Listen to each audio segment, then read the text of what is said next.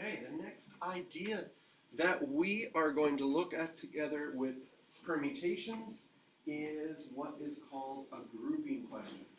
Sometimes you want to organize or arrange things, but while arranging those things, you want to put them in certain groups and keep them together. So I don't know, maybe you have in your room a stuffed animal collection, and you have stuffed puppies and stuffed kitties and stuffed walruses. And you have a bunch of each, and you want to rearrange them, but you want to keep the kittens together, and you want to keep the puppies together, and of course your special walrus collection together. So how many ways can that be done? Well, the strategy is first counting how many groups you have. So with our kittens, our dogs, and our walruses, we would have 3 groups. So your first decision is, how am I going to arrange this? Am I going to put my walruses first, or the kittens first, or the dogs first? And then what second, and then what third? Then once you've decided on that, then you take each individual group and see how many ways you can rearrange those things. So it would look like this. I don't have stuffed animals, I have math books. I have 4 calculus books, and in a test question, I would really be specific and say they're all different. Because grouping questions often get confused with identical object questions, right? Because if the 4 calculus books were all the same, then this would be an identical objects question. But if they're all different, and it says here, how many ways can I arrange them if I want to keep the subject areas together? Well, now I'm grouping things together. I would start off my first decision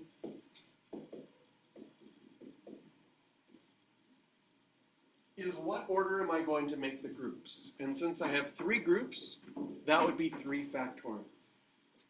Then my next decision, I can put a C under here for calculus. I have 4 calculus books. If you have 4 things, how many ways can you rearrange 4 things? Well, that'd be 4, 3, 2, 1, or 4 factorial. Followed by my 5 algebra books, which would be 5 factorial, and 4 geometry books. And so we have 4 decisions we have to make. First, we decide how we're going to arrange the groups. Then we decide each group individually. And because it's like a spaces question, you would multiply those all together. So we use the grouping strategy when certain things have to get put together. So here's our first example. There's 5 people. Amy, Bill, Jill, Lee, and Tom are on a park bench. How many ways can they be seated if, Jill and Bill want to sit together? So sweet. So it becomes a grouping question because we need to group Jill and Bill together, but we still have Amy, Lee, and Tom. So the first thing we have to decide is how many groups are there. And here too, right, is a very common mistake. When you see this, lots of people see 2 groups. But the question is, does Amy, Lee, and Tom have to stay together? No, Jill and Bill could be seated together in the middle. So we actually have 4 groups. 4, and sometimes these questions, people actually think of them as 4 people. I don't know if you've ever had friends that start dating and then you never see them apart, ever, all day, every day at school. And you might even start to call them one thing, right? There's Amy, Lee, Tom, and the Jill Bill, which we just call one thing now because they're one person. You never see them apart. So that's there goes the Jill Bill, and so on. So we could think of this as 4 groups, or we could think of this as 4 people arranged on a park bench, 4 factorial. The only group in these 4 that has more than 1 is the Jill Bill. And they could either be Jill Bill or Bill Jill. They could sit this way or that way. There would be 2 factorial ways you could arrange them. And so the number of ways, 24 times 2, would give us 48 ways that Jill and Bill could be seated together. You could do 1, 1, and 1 for the other ones, but you don't have to write that down because they're only single people. So now, Jill and Bill wish to sit together. Oh my goodness, it's contagious. Look at part B. Poor Tom. Don't worry, Tom gets his revenge in part C. Jill and Bill and Lee and Amy now want to sit together. So we got Jill and Bill together. We got Lee and Amy together. There's Tom. Okay? And so now our number of groups is 3. So that'd be 3 factorial. The Jill Bill is still 2 factorial. The Laney is 2 factorial. And actually, it's just Lee and Amy. They're like, they're not like a Jill Bill where they're like super together all the time. And then you could put 1 factorial if you wanted for Tom. It would not matter. But if we multiply this out, we're going to get 6 times 2 times 2. 24 ways that Jill and Bill are together and Lee and Amy are together, and they're sitting on this park bench. All 5 of them decide to go. Part C. Something has happened, and I'm just going to erase this. Something has happened, and now Jill and Bill must not sit together. I'm even surprised they still come to the park bench, all 5 of them, and decide to sit down for a bit. But something's happened, and now Jill and Bill must not sit together. Lee and Amy, they can sit together, they don't have to, they're sort of like, they're fine. But we have to make sure that Jill and Bill are not sitting together. And this is the perfect example of the not strategy. Because if you tried to figure it out counting it directly, there's just so many different possibilities. You could be like, oh, I could do spaces, and I could say, well, this is Jill, one choice, this is not Bill, and then, oh, but Jill could be in the second spot, then Bill can't be here, or Bill can't, and you just, it takes so long to count it, because you have to go through all these different scenarios to figure it out. It's much easier to say, well, the not strategy says,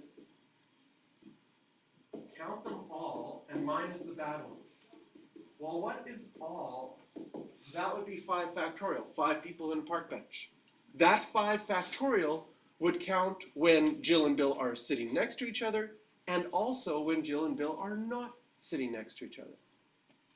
Then you subtract the bad ones, which is what we did in part A. In part A, we counted that there were 48 ways where Jill and Bill could sit together. All 120 minus 48 leaves us with 72 ways that Jill and Bill would not be together. It's a great example of where you would want to use the not strategy, because counting it directly, there's just so many different things. Oh, Jill's here, but then Bill's not here or here. I could count that one. You could systematically do it. Start by saying Jill's in the first spot. Do spaces with restrictions. Then the next one is not Bill, and figure it out. Then you say Jill's in the second spot. Then Jill's in the third spot. Then Jill's in the fourth spot. Then Jill's in the fifth spot. Add those all up, and you could figure it out. But this is a lot quicker.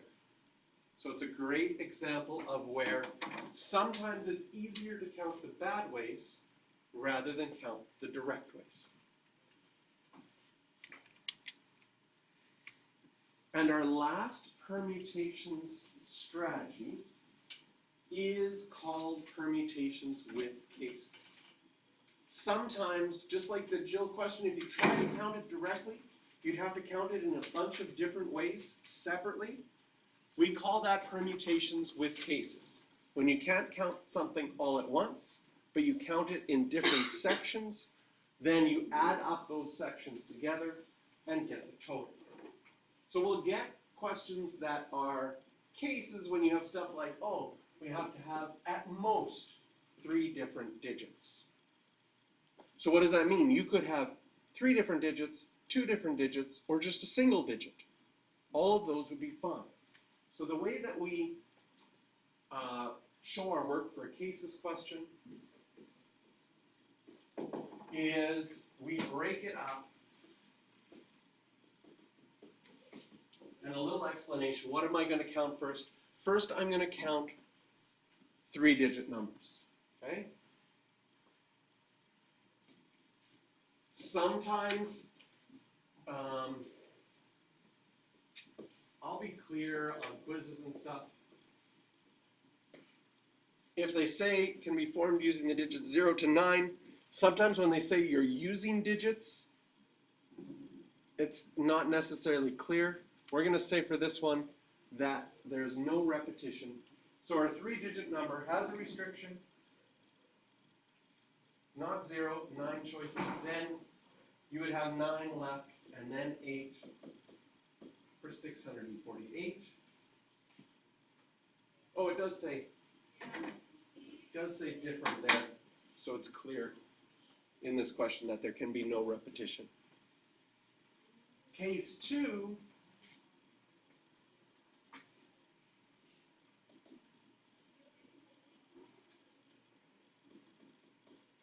a 2-digit number, again, still not 0. 9 choices here, and then 9 choices left for 81.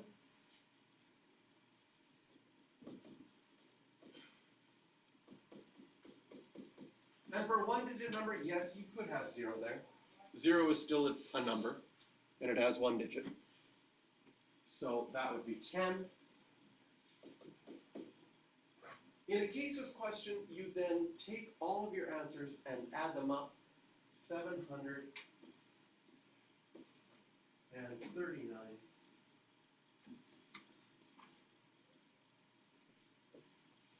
739 different numbers.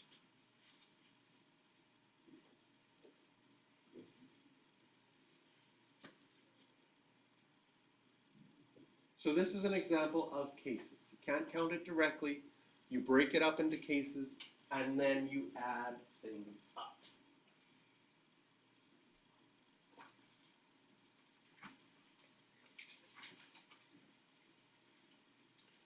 The most common place that you get a cases question is when there are 2 conditions or 2 restrictions. So if I draw spaces for a 3-digit number, this one has to be even. So I have a restriction on even, and it has to be greater than 300. So my even restriction says that my last number has to be a 2 or a 4. Greater than 300 tells me that my first number has to be a 3, 4, or 5. And not only do I have 2 restrictions, but there's a number that overlaps in those restrictions.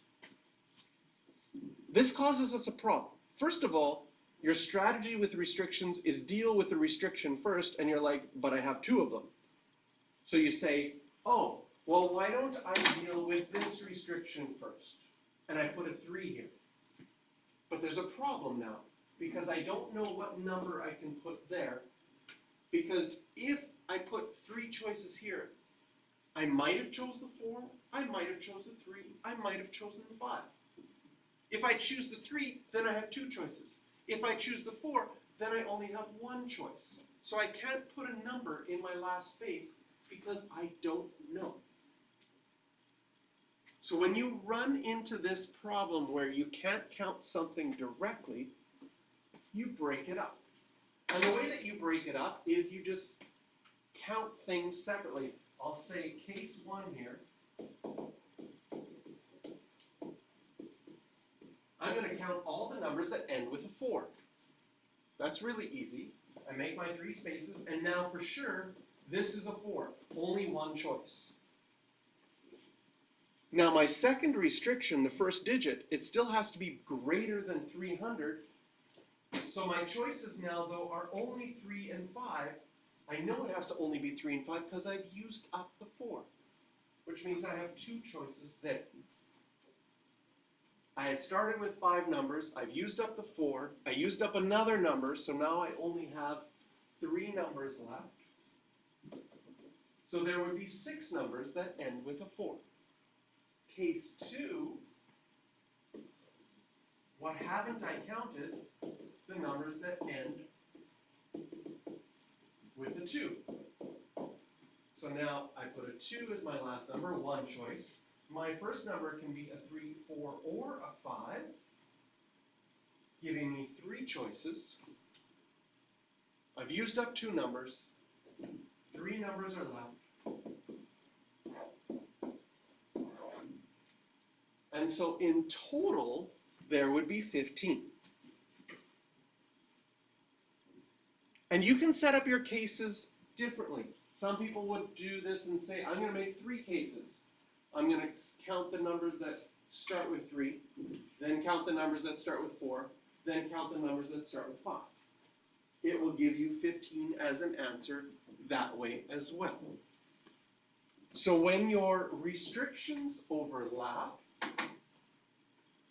it's a typical cases question. You choose one of your restrictions and just break it up, count it separately, and then add things up together.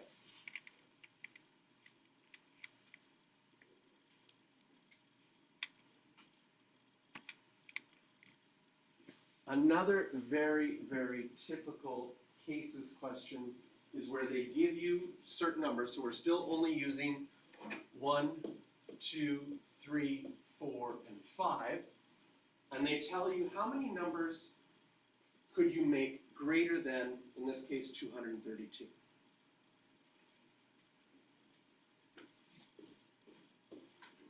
Why can't we do this all at once? Well, if we tried to do it all at once, can you see that your options for the first one are 2, 3, 4, and 5? Because you could have numbers like 245 works. So you could, don't write this down because this will not work for us. You could say there's 4 there, but as soon as you put that 4 there, we have a problem with the second one. Because if I chose the 3, any of the numbers could be next. But if I chose the 2, then I'm not allowed to put a 1 next, because it won't be bigger. So we run into a problem. And so with these questions that are greater than,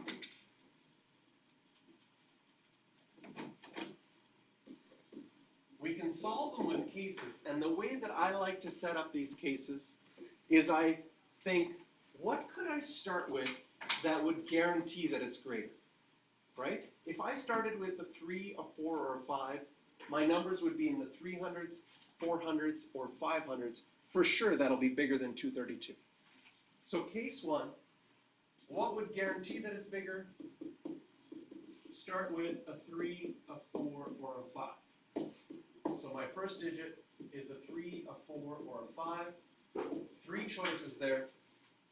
Can you see that there's no restrictions? No matter what number I put in next, I'm going to be in the 300s, the 400s, or the 500s. So now I have 4 numbers left, then 3 numbers, for 36 total. What haven't I counted? Case 2. Now I'm going to start with the 2, so that'll be numbers in the 200s. Then, if I start with a 2, for my second digit, what would guarantee that it's bigger? A 4 or a 5, right? If I count the numbers in the 240s and the 250s, guarantee they'll bigger. So I'm going to start with a 2, then a 4 or a 5, so underneath this space, 1 choice here, 2 choices here. You've used up 2 numbers. How many numbers are left? 3. So there would be 6 numbers in the 240s and 250s. Then finally, what haven't we counted? Case 3.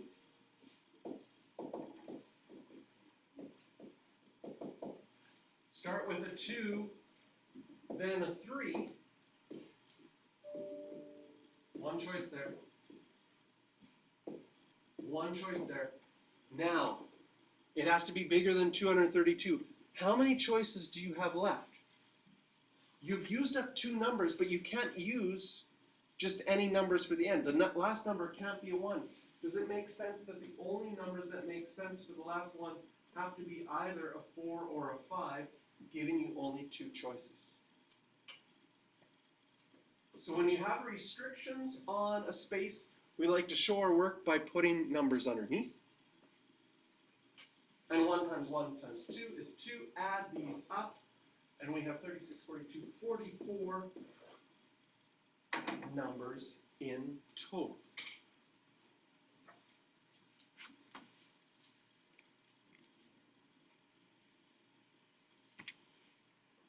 Okay.